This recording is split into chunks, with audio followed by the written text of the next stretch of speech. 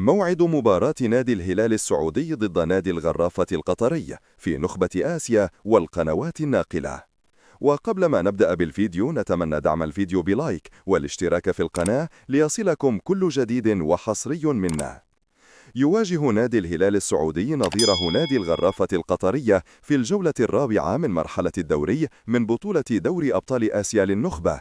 وكان أن فاز الهلال السعودي في الجولة الماضية على نادي السد القطري ب3 أهداف مقابل هدف. ويتصدر نادي الهلال السعودي جدول ترتيب دوري أبطال آسيا برصيد 9 نقاط، بينما يقع نادي الغرافة في المركز الثامن برصيد 3 نقاط.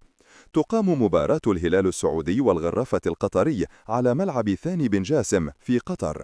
وموعد مباراة الهلال والغرافة يوم الاثنين الموافق اليوم الثالث من شهر نوفمبر الجاري، وتنطلق صافرة بداية المباراة عند الساعة 9:15 بتوقيت السعودية.